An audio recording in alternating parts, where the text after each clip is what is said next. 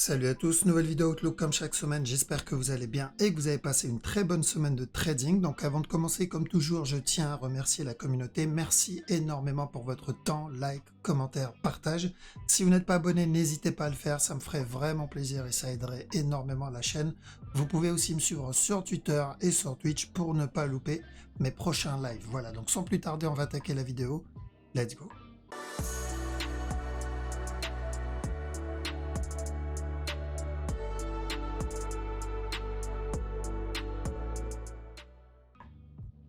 Alors, on va faire toujours le même. Code CAD. Un code CAD. Alors, on est toujours dans la vente, c'est bien ça? Ok, on est toujours dans la tendance baissière. On fait toujours attention au retournement.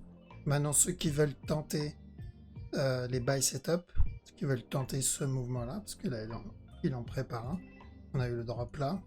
Petit B, C, à la cassure de ce bas. Tant que celui-là n'est pas cassé, on va pas tenter un up, au moins jusqu'à ce top. On se protège à chaque nouveau plus haut. Alors celui-là, au CHF, on fait attention au running ici, parce qu'à la base on attendait au moins un dernier push. Donc il est venu casser ce bas, donc on fait attention à ça. Pour encore un drop. Sauf si il corrige. Ok, sauf s'il corrige. Mais tant que ce top n'est pas cassé, on fait attention à un running. Au GPY, pareil, attention au running. On a obtenu le petit drop ici. Mais j'attends encore un autre plus bas. Donc, même s'il monte encore un peu, s'il y a des sell setup, on tente. AUDUSD, alors AUDUSD il corrige ici. Okay, donc tant que ce bas n'est pas cassé, on peut avoir un push, mais c'est que de l'interne. Donc on se protège à la cassure du top. On peut avoir ça et encore une continuation vers le bas. Je pense pas que le drop ça soit terminé, mais pourquoi pas trade dans 1 heure, voire 30 minutes. 4 CHF, pareil, donc on attend un running. Donc on a obtenu pas entièrement le move, mais une partie du move ici. Donc s'il corrige, vous voulez tenter au moins un autre, le dernier push, mais on fait attention, ce qu'on cherche, c'est ça à la base. Et c'est un gros running flat ici. CHFJPY, pareil. Alors qu'on a dit buy pour le C du running et ensuite un drop. Donc si vous avez des sell setup, cherchez au moins dernier plus bas. Et long terme, c'est le gros drop qu'on cherche aussi. Et c'est le gros drop ici. Hein. Vraiment terminer le gros mot. Donc chercher des sell setup sur celui-là. Lui on attend. Et je pense qu'on viendra casser le top. Parce qu'il y a des chances que tout ça, ça soit ma structure corrective. Ça, 1, 2, 3, terminer ce mouvement-là. Dans ce cas-là, il viendra casser le top. Mais bon, pas de setup pour entrer en 1 heure. Donc c'était pas intéressant à prendre. Et on fait attention à chaque nœud plus haut. Lui, cassure du top aussi, donc on a dit attention au buy pour le running. Donc à la cassure du top, on se protège, parce qu'à chaque fois qu'on a un nœud plus haut, on risque le plus gros running après. Ça, et ensuite encore un drop là. Ensuite un push encore. Euroad. Attendez un flag si vous voulez vendre. Pourquoi attendre un flag? Parce qu'il y a le risque de ça. Alors, donc si vous le voyez corriger ici, là on prend le sell. Pourquoi? Parce qu'il y a l'objectif du plus gros running, celui-là. Là.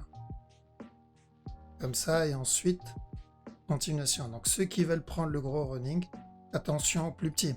C'est comme là. On était là, on a dit ceux qui veulent prendre le plus gros running, attention au plus petit. C'est le même concept pour Euroad. Donc bien attendre un flag.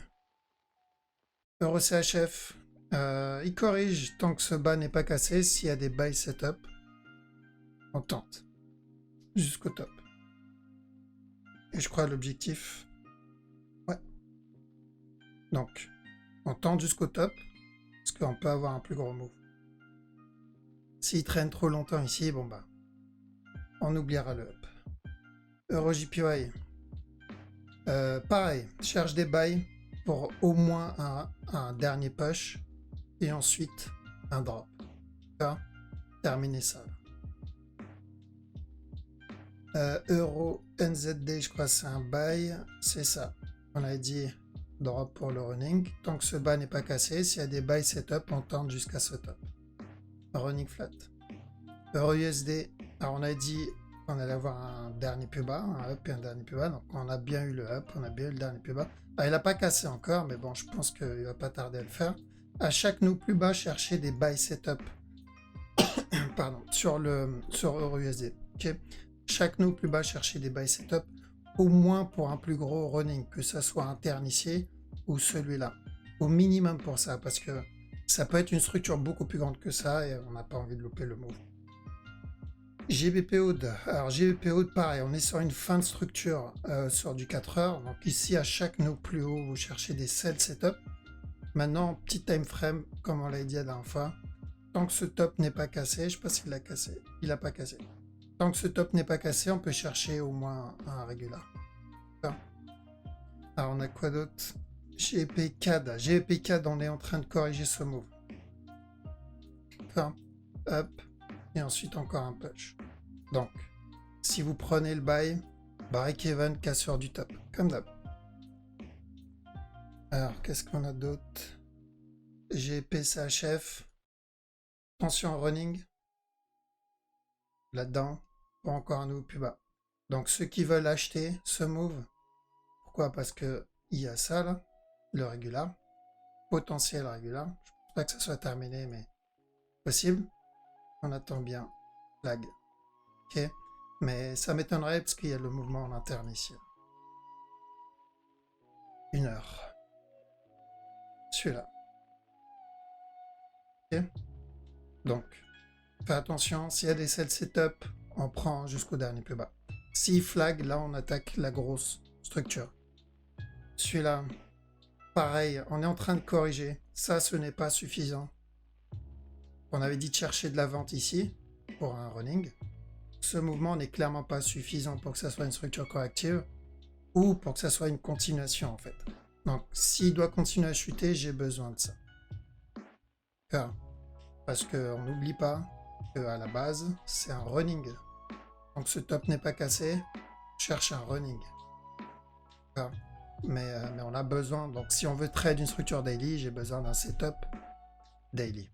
Donc ceux qui veulent le snipe en interne, vous devez faire attention. Parce que tout ça, ça peut être encore en cours.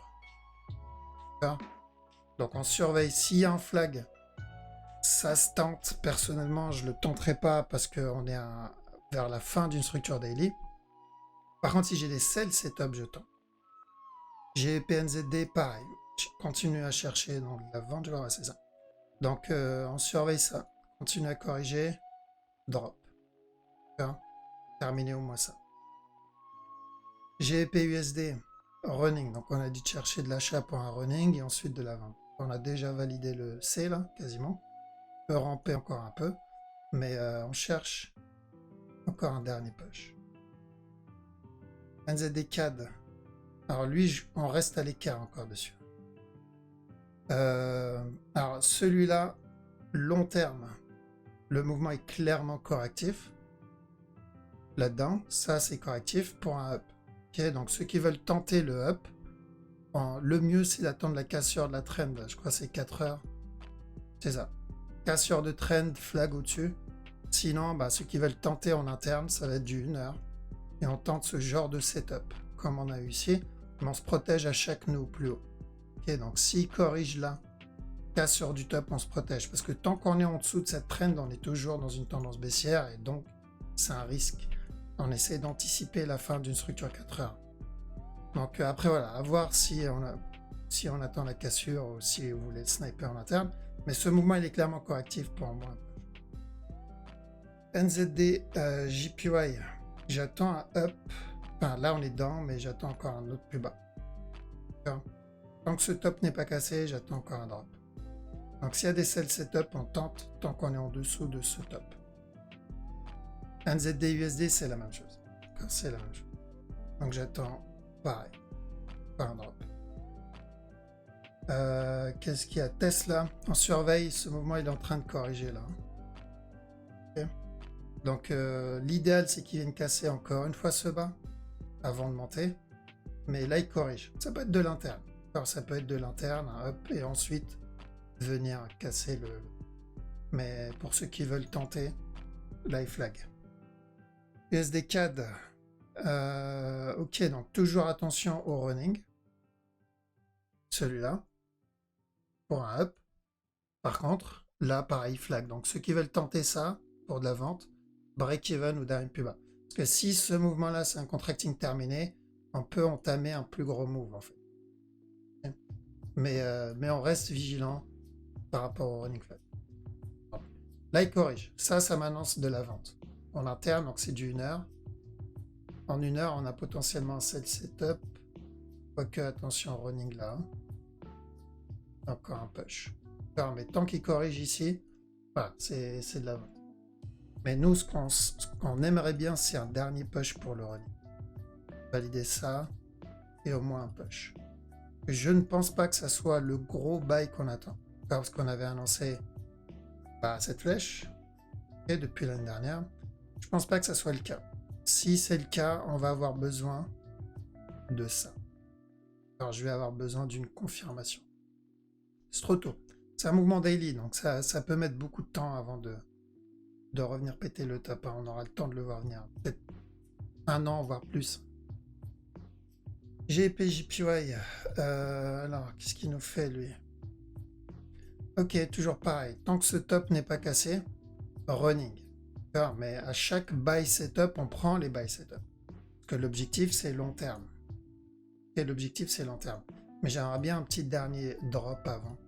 Genre ça, ceux qui ont tenté ce buy, ce régular ici, on commence à mettre les break-even. Ceux qui ont tenté ce running, on break-even. Ceux qui ont tenté ce running, break-even. Donc, ceux qui trade en 1 heure, ok, mais gardez bien en tête qu'il y a le risque de la plus grosse structure pour au moins dernier push.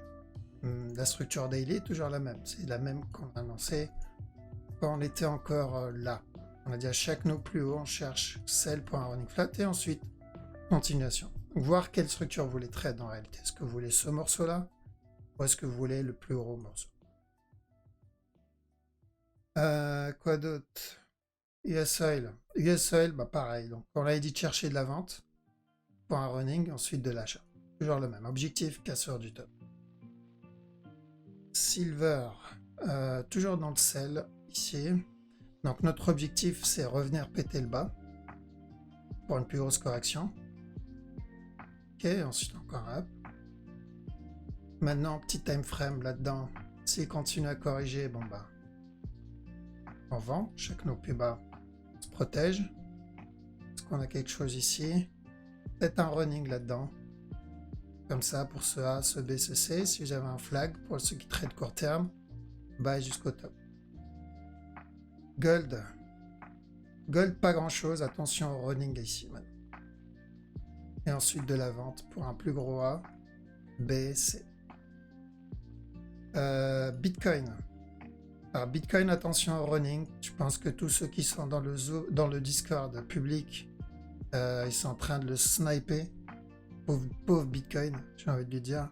Donc attention au running ici. Tant que ce bas n'est pas cassé, vous cherchez des buy setup. Je pense que vous l'avez bien compris.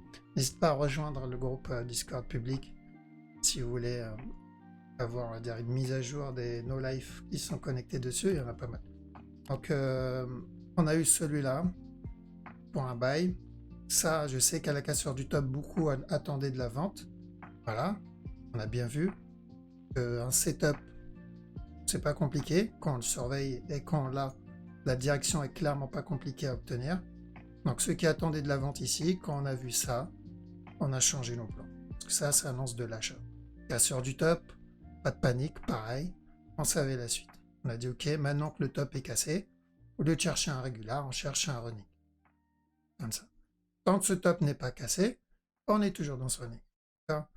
Pour le running, sûrement en 1 minute, il devait y avoir des setups. Et celui-là pour du 15 minutes.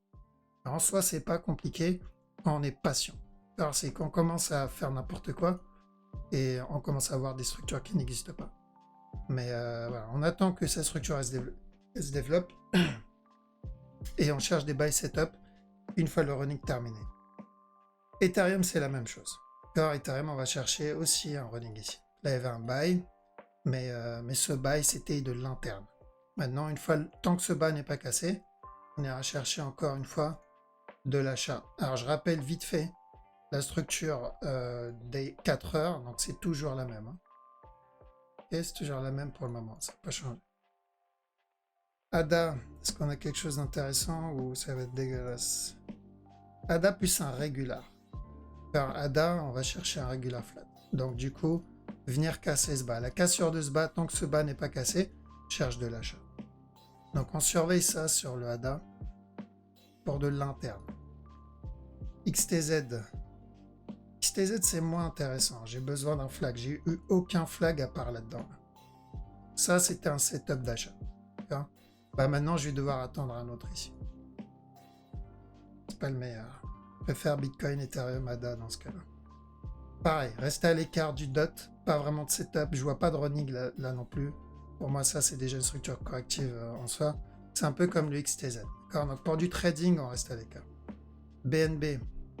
BNB expanding, j'ai l'impression, mais il y a peut-être un piège là-dedans. Alors. Ok, potentiellement expanding, ouais. Est-ce qu'on a eu ça? Ouais, attention expanding. Donc si vous avez des buy setup, pourquoi pas? Si tout ce move devient correctif, on oublie. Mais s'il y a des buy setup, on tente l'expanding sur le BNB pour encore un peu. Si le Bitcoin valide le running, je pense que le BNB suit derrière. Alors ça, ouais, on est là. Ok, idem, on va attendre sur celui-là. C'est pas le plus intéressant à trade. Ok, là on parle trading, donc c'est clairement pas le plus intéressant. Besoin que ça se développe un peu plus ici si je dois acheter. Okay. Mais là c'est vraiment beaucoup trop tôt. Il a donné, je crois, un running là-dedans. Ça a baissé et là il corrige. On peut même avoir encore un push. C'est pas intéressant. On reste à l'écart de celui-là. On focus ceux qui ont une belle structure. Okay. Quand c'est une bonne structure, les probabilités de choper le move, c'est quasiment 9 chances sur 10. Donc autant privilégier plutôt ça que de s'entêter sur un truc parce qu'on aime bien la crypto. Parce qu'il y a toujours quelqu'un qui aime SFP ou peu importe la crypto. Genre, il apprécie cette crypto pour je ne sais quelle raison. Et donc il veut absolument trade ça même s'il n'y a rien à trade dedans. Et ça, c'est pas une bonne idée de commencer à intégrer des sentiments dans le trading. Pareil, on reste à l'écart de ce move parce que pour moi, il est clairement correctif. Donc même s'il vient casser ce top, je le vois après venir péter le bas encore une fois. Donc c'est pas intéressant. Alice, est-ce que c'est intéressant? Non plus. Et Pulse, Pulse un peu mieux. Faudrait que ça se développe un peu plus. J'aime pas les mèches dans Pulse. Mais s'il continue à traîner dans cette zone, ok. Ça peut être intéressant. Mais beaucoup trop de mèches. Donc voilà, les stop loss, ça doit être un enfer pour les stop loss. Enfin, faut vraiment attendre de belles structures si vous voulez trade ce genre de structure. Voilà, donc je pense que c'est bon pour aujourd'hui. Merci d'avoir regardé la vidéo jusqu'au bout. Je vous souhaite à toutes et à tous une très bonne soirée. Je vous dis à la prochaine. Ciao.